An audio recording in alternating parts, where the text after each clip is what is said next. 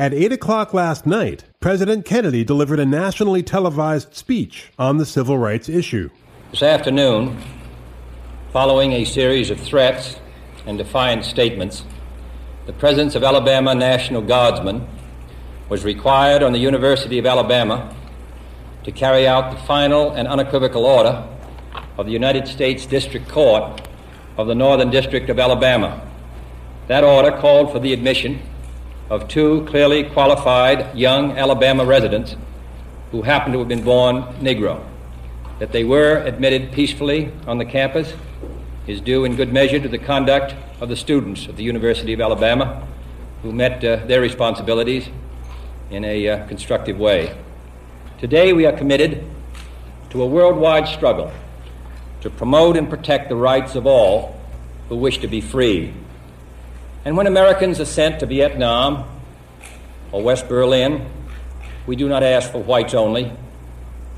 It ought to be possible, therefore, for American students of any color to attend any public institution they select without having to be backed up by troops.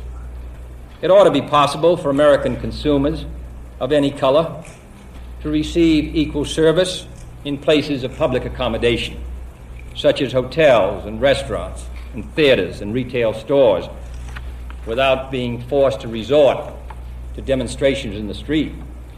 And it ought to be possible for American citizens of any color to register and to vote in a free election without interference or fear of reprisal.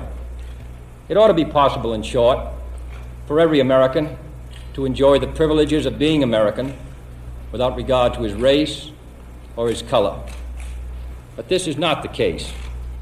The president said the nation faced a moral crisis as a result of the rising tide of Negro discontent. We are confronted primarily with a moral issue. It is as old as the Scriptures and is as clear as the American Constitution. The heart of the question is whether all Americans are to be afforded equal rights and equal opportunities, whether we are going to treat our fellow Americans as we want to be treated. If an American, because his skin is dark, cannot eat lunch in a restaurant open to the public, if he cannot send his children to the best public school available, if he cannot vote for the public officials who represent him, if, in short, he cannot enjoy the full and free life which all of us want, then who among us would be content to have the color of his skin changed and stand in his place? Who among us would then be content with the counsels of patience and delay?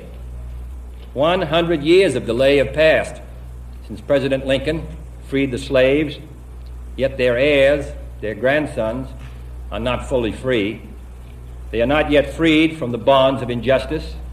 They are not yet freed from social and economic oppression.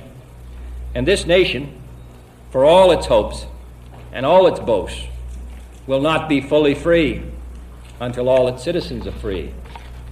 We preach freedom around the world, and we mean it. And we cherish our freedom here at home.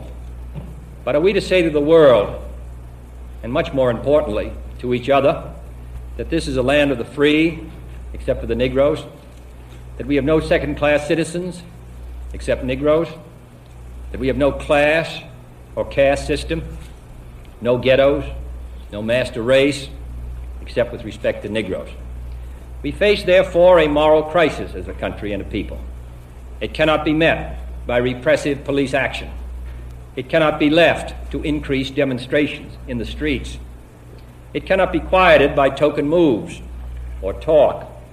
It is a time to act in the Congress, in your state and local legislative body, and above all, in all of our daily lives.